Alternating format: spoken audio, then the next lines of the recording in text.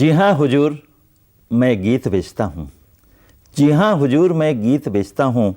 मैं तरह तरह के गीत बेचता हूँ। मैं किस्म किस्म के गीत बेचता हूँ। जी, माल देखिए, दाम बताऊँगा। बेकाम नहीं है, काम बताऊँगा। कुछ गीत लिखे हैं पस्ती में मैंने। यह गीत सख्त सरदर्द भुलाएगा। यह गीत पिया को पास बुलाएगा। जी, पहले कुछ दिन शर्म लगी मुझको। जी, पहले कुछ दिन शर्म लगी मुझको, पर पीछे पीछे अगल जगी मुझको। जी, पहले कुछ दिन शर्म लगी मुझको, पर पीछे पीछे अक्ल जगी मुझको। जी, लोगों ने तो बेच दिए ईमान। जी, आप न हो सुनकर ज्यादा हैरान। मैं सोच समझकर आखिर अपने गीत बेचता हूं। जी हां हुजूर, मैं गीत बेचता हूं। आपने यह कविता सुनी होगी। जी हां, यह भवानी प्रसाद मिश्र ने लिखी है। यह कविता उनके बहुत प्रसिद्ध संकलन गीत फरोश में प्रकाशित हुई है और कविता का नाम भी गीत फरोश है। भवानी प्रसाद मिश्र एक ऐसा नाम है जिन्होंने आज़ादी की जंग में हिस्सा लिया।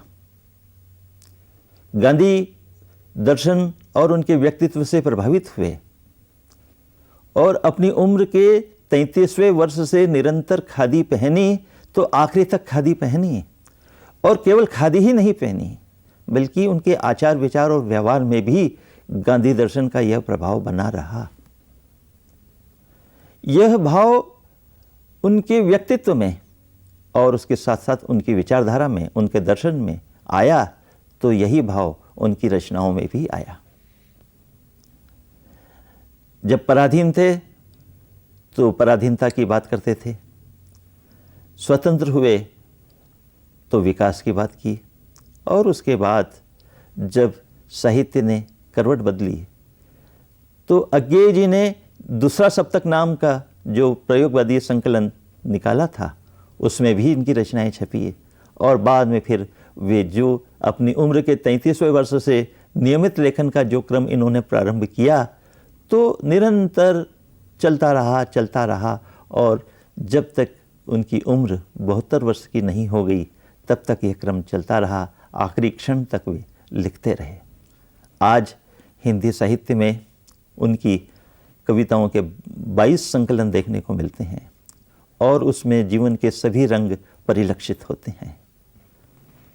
भवानी प्रसाद मिश्र का जन्म 29 मार्च 1913 को होशंगाबाद के सिवनी मालवा क्षेत्र में टिगरिया ग्राम में हुआ था, और आपकी मृत्यु 20 फरवरी 1985 को हुई थी। आपकी प्रारंभिक शिक्षा सोहागपुर, होशंगाबाद, नरसिंहपुर और जबलपुर में हुई। आपको हिंदी, अंग्रेजी और संस्कृत का पर्याप्त ज्ञान था, और इन्हीं तीनों विषयों में उन्होंने स्नातक की उपाधि प्राप्त की थी।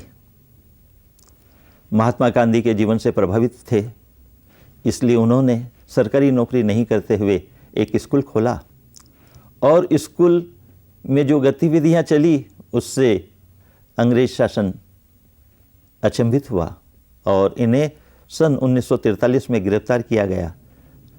तब से लेकर 1945 तक ये जेल में रहे, और उसके बाद जब जेल से छूटे तो वर्धा के महिला आश्रम में गए और 5 वर्षों तक वहाँ पर शिक्षक रहे। इस बीच वे कविताएं लिख रहे थे। इनकी कुछ रचनाएं पराधीनता के दिनों में ईश्वरी प्रसाद वर्मा के संपादन में निकल रहे हिंदू पंच में छपी। बाद में फिर 1932-33 में माखनलाल चतुर्वेदी उन दिनों कर्मवीर निकाल रहे थे, उसमें नियमित रूप से ये लिखने लगे। जब आज़ाद हुए तो इन्होंने फिल्मों के लिए संवाद लिखे, और मद्रास में जब हिंदी फिल्में बनती थी ABM के बैनर के तले, वहाँ पर भी इन्होंने संवाद लिखे और उसी के संवाद लेखन विभाग में भी रहे। इसके पश्चात मद्रास से जब ये मुंबई आए तो वहाँ पे आकाशवाणी में प्रोड्यूसर बने, और फिर दिल्ली के आकाशवाणी केंद्र में भी काफ़ी समय तक रहे। इस बीच में इनकी रचनाओं में 1972 में बुनी हुई रस्सी नाम की एक रचना थी, उस पर साहित्य अकादमी का पुरस्कार मिला। 1981-82 में उत्तर प्रदेश के हिंदी संस्थान ने उन्हें संस्थान सम्मान से भी सम्मानित किया। 1983 में मध्य प्रदेश शासन ने शिखर सम्मान से अलंकृत किया और इन्हें भारत सरकार के द्वारा पद्मश्री की उपाधि भी प्रदान की गई। कहने का तात्पर्य यह है कि भवानी प्रसाद मिश्र का जीवन संघर्षमय रहा, किंतु सेवा में रहा और निरंतर सक्रिय रहा, और वे निरंतर लिखते रहे। प्रतिष्ठा की चिंता नहीं की, किंतु जो जीवन का उद्देश्य था उसके लिए समर्पित रहे। एक लंबी साहित्य यात्रा में भवानी प्रसाद मिश्र ने अनेक ग्रंथों की रचना की। इनमें इनके प्रमुख 22 संकलन बहुत उल्लेखनीय हैं। वे हैं कविता में गीत फरोश, चकित है दुख, गांधी पंचशती, बुनी हुई रस्सी, खुशबू के शिलालेख, त्रिकाल संध्या, व्यक्तिगत, परिवर्तन जिए, अनाम तुम आते हो, ईंधन मम, शरीर, कविता फसलें और फूल, मानसरोवर, दीन, संप्रति, अंधेरी कविताएं, तूस की आग, कालजयी, अनाम और नीली रेखा तक। इसके अतिरिक्त आपने बच्चों के लिए तुकों का खेल नामक रचना भी लिखी, एक संस्मरण भी लिखा, जिन्होंने मुझे रचा। एक निबंध संग्रह प्रकाशित हुआ, कुछ नीति कुछ राजनीति। निश्चय ही आपका रचना संसार बहुत व्यापक और विराट था, और नहीं रहे तो अपने गीतों की थाती छोड़कर चले गए। यहाँ पर कुछ उनकी प्रसिद्ध रचनाएं प्रस्तुत की जा रही हैं। एक रचना है कठपुतली। छोटी छोटी रचनाएं हैं, किंतु उनमें जो भाव अभिव्यंजित हुआ है वह प्रयोगवादी विचारधारा की पृष्ठभूमि को हमारे सामने बहुत स्पष्ट करता है। कठपुतली गुस्से से उबली, कठपुतली गुस्से से उबली, बोली ये धागे क्यों है मेरे पीछे आगे, इन्हें तोड़ दो, मुझे मेरे पांवों पर छोड़ दो। कठपुतली गुस्से से उबली, बोली ये धागे क्यों है मेरे पीछे आगे, इन्हें तोड़ दो, मुझे मेरे पांवों पर छोड़ दो। सुनकर बोली और कठपुतलियां कि हाँ बहुत दिन हुए हमें अपने मन के छंद छुए, बहुत दिन हुए हमें अपने मन के छंद छुए, मगर पहली कठपुतली सोचने लगी यह कैसी इच्छा मेरे मन में जगी, यह कैसी इच्छा मेरे मन में जगी। एक अन्य कविता अक्ल नहीं जगी। यह कविता गांधी दर्शन से प्रभावित है और गांधी जी की विचारधारा को, उनकी दिनचर्या को इसमें बहुत अच्छी तरह से कवि ने अभिव्यक्त किया है। तुम कागज पर लिखते हो, वह सड़क झाड़ता है, तुम व्यापारी, वह धरती में बीज गाड़ता है। आप देखिए कि यहाँ पर जनजीवन के लोगों को, सामान्य व्यक्तियों को उन्होंने अपनी कविता का आधार बनाया है। तुम कागज पर लिखते हो, कौन? कवि कागज पर लिख रहा है, परंतु उनके साथ साथ दूसरे जो व्यक्ति हैं उनके बारे में बतलाया जा रहा है।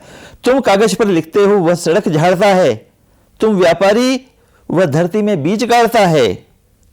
एक आदमी घड़ी बनाता, एक बनाता चप्पल, एक आदमी घड़ी बनाता, एक बनाता चप्पल, इसलिए यह बड़ा और वह छोटा। इसमें क्या बल? काम से आदमी बड़ा और छोटा नहीं होता। सूत काटते थे गांधी जी, कपड़ा बुनते थे और कपास जिलाहों के जैसा ही धुनते थे, चुनते थे अनाज के कंकर, चक्की पिसते थे, आश्रम के अनाज यानी आश्रम में पिसते थे, जिल्द बांध लेना पुस्तक की उनको आता था, भंगी काम सफाई से नित करना उनको भाता था। ऐसे थे गांधी जी, ऐसा था उनका आश्रम। गांधी जी के लेखे पूजा के समान था श्रम। एक बार उत्साहग्रस्त कोई वकील साहब जब पहुंचे मिलने, बाबूजी पीस रहे थे तब बापूजी ने कहा, बैठिए पीसेंगे मिलकर। जब वे झिझके, गांधी जी ने कहा और खिलकर, सेवा का हर काम हमारा ईश्वर है भाई। बैठ गए वे दब सर में, पर अकल नहीं आई, पर अकल नहीं आई। भवानी भाई की एक अन्य कविता है वाणी की दीनता। यह प्रयोगवादी कविता है। इसमें उन्होंने अंतर्मुख होने के अनंतर अपनी भावनाओं को बहिर्मुख किया है और अपने में बात प्रारंभ करते हैं अपने से, किंतु बात बाहर निकलती है वह साधारण हो जाती है और सारे समाज में फैल जाती है। यही इनकी विशेषता थी। अपनी बात को बहुत सरलता से कहते हैं, किंतु इनका जो शिल्प है वो शब्दों का शिल्प नहीं है। इनका जो शिल्प है वो भावनाओं का है। भाव पक्ष इनका प्रबल है, क्योंकि जन जीवन से, उसकी हर गतिविधि से, उसकी चेतना से जुड़ा हुआ है।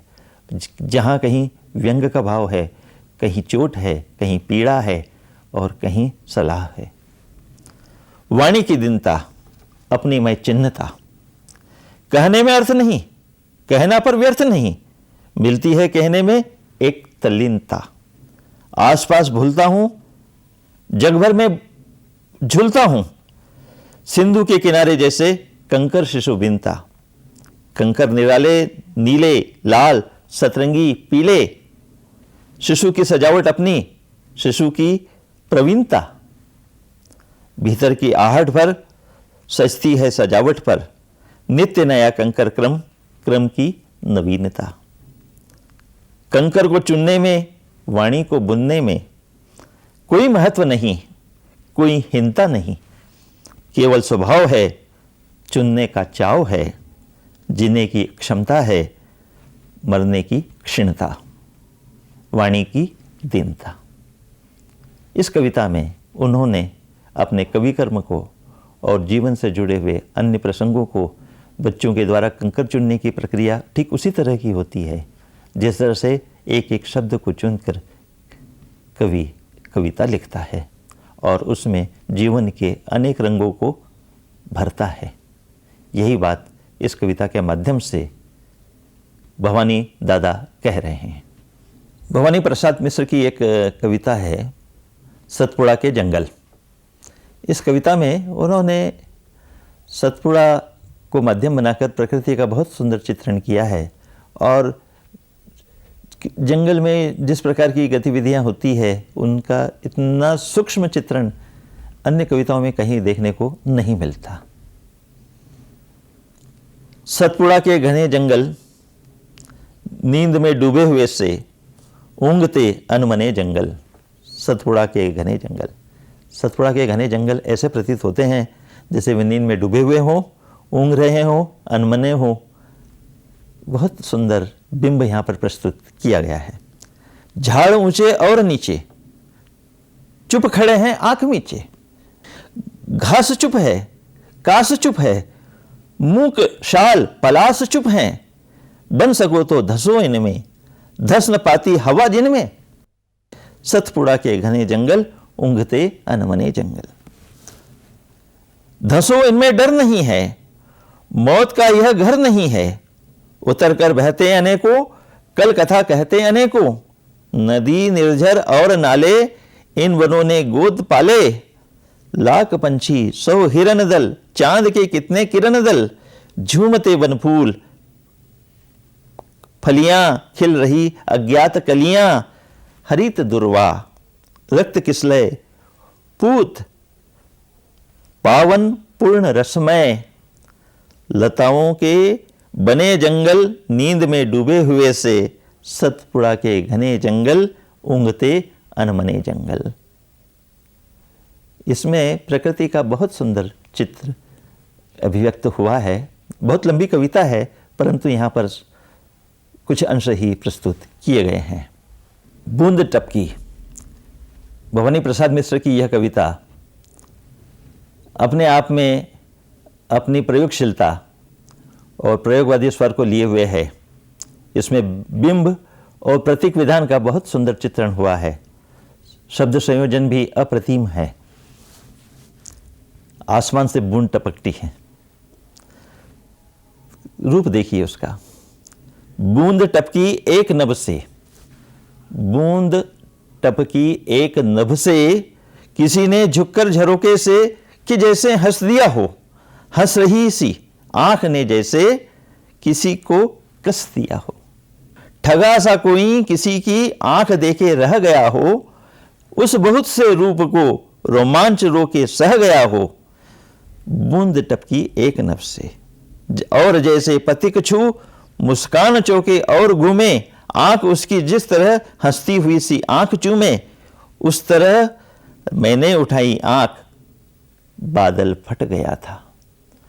उस तरह मैंने उठाई आंख बादल फट गया था, चंद्र पर आता हुआ सा अब्र थोड़ा हट गया था। बूंद टपकी एक नभ से कि जैसे आंख मिलते ही झरोका बंद हो ले। बूंद टपकी एक नभ से कि जैसे आंख मिलते ही झरोका बंद हो ले, और नुपुर ध्वनि झमक कर जिस तरह द्रुत छंद हो ले, उस तरह बादल सिमट कर, उस तरह बादल सिमट कर, और पानी की हजारों बूंद तब आए अचानक बूंद टपकी।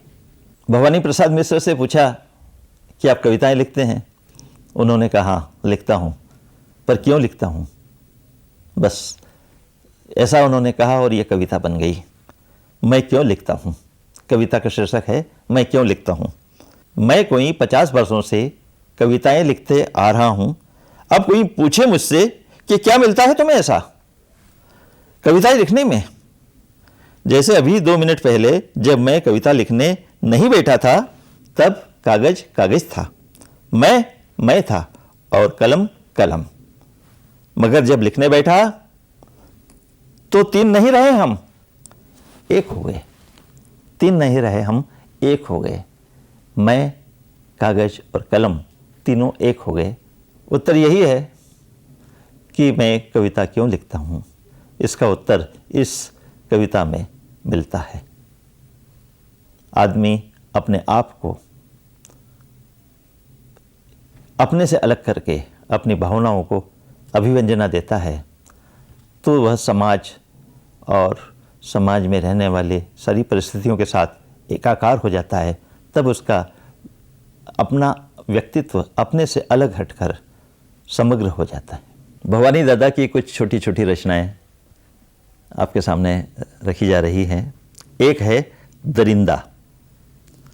दरिंदा आदमी की आवाज में बोला, स्वागत में मैंने अपना दरवाजा खोला।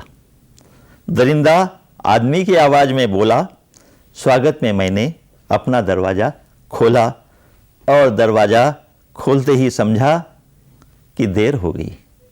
मानवता थोड़ी बहुत जितनी भी थी ढेर हो गई। मानवता जितनी भी थोड़ी बहुत थी ढेर हो गई।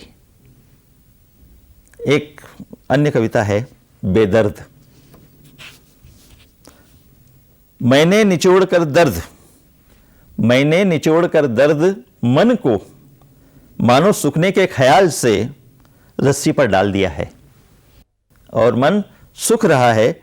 बचा कुचा दर्द जब उड़ जाएगा, तब फिर मैं पहन लूंगा उसे।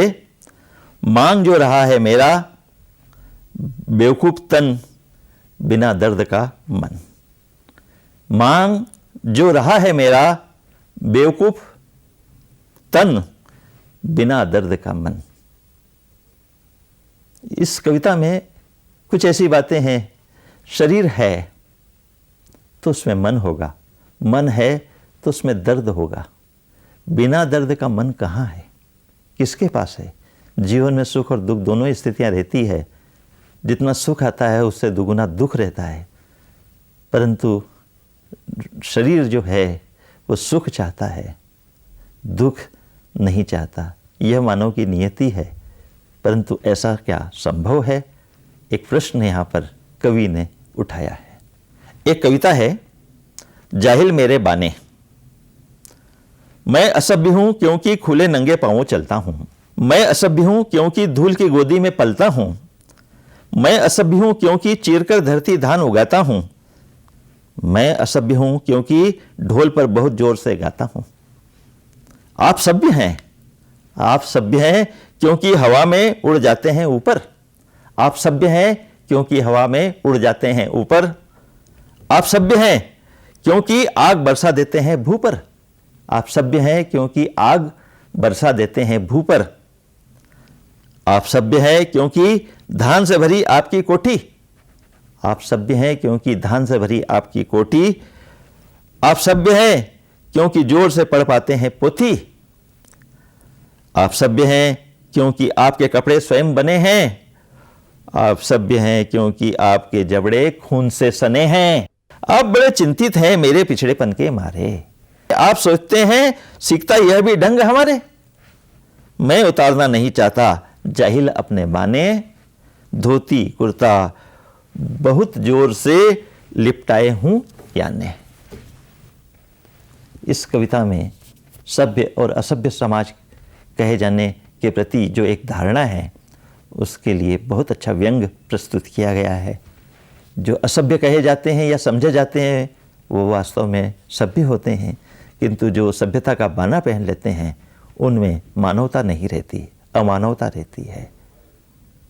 यही बात कवि यहाँ पर कहना चाहते हैं। भवानी प्रसाद मिश्र एक ऐसे कवि थे जिनमें यह क्षमता थी कि वे पाठक अथवा श्रोता से सीधे संवाद स्थापित कर लेते थे। उनकी शैली बहुत प्रभावपूर्ण थी। जिन भावों को वे अभिव्यक्त करना चाहते थे वे निष्कपट रहते थे, बेबाक रहते थे और सत्य के उद्घाटन करने की एक अपूर्व क्षमता उसमें थी। उन्होंने गांधीवाद का बहुत ईमानदारी के साथ में परिचय दिया। यह ईमानदारी न केवल उनकी रचना में बल्कि उनके व्यक्तित्व में भी थी। और उनकी एक जो विशेषता थी वह यह थी कि वो साफ साफ कहते थे, साफ गोई थी उनमें। उनका संपूर्ण व्यक्तित्व और कृतित्व गांधीवादी दर्शन से प्रभावित था। वे गांधीवाद के एक अलबेले हस्ताक्षर थे जिसमें सजन की भावुकता थी और जीवन की व्यावहारिकता दोनों का समावेश बहुत ही सुंदर ढंग से हुआ था। उन्होंने अपने जीवन के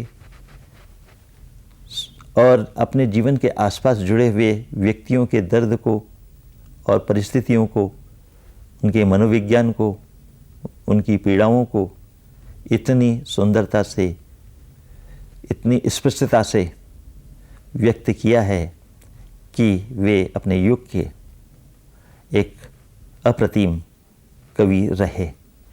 और न केवल अपने युग के किंतु आज भी उनकी प्रासंगिकता बराबर बनी हुई है। यही कारण है कि उनकी कविताएं आज़ादी के पूर्व चाहे गांधी दर्शन से प्रभावित रही हों या सीधे सपाट बयानी में उन्होंने उन कविताओं को लिखा हो, या 60-उत्तर दशक की बाद की रचनाएं प्रयोगवाद या इसी प्रकार के नए शिल्प से प्रभावित रही हों, किंतु बात को कहने का जो ढंग उनका है उसमें बदलाव नहीं है। शिल्प में परिवर्तन हुआ किंतु भावनाएं वही रही, और उन भावनाओं को उन्होंने जितने अधिक से अधिक प्रभावी ढंग से अभिव्यक्त करना चाहिए उस दिशा में निरंतर अपनी प्रामाणिकता को बनाए रखा। यही उनके काव्य और उनके व्यक्तित्व की विशेषता है। इसलिए भवानी प्रसाद मिश्र सदैव स्मरण किए जाएंगे।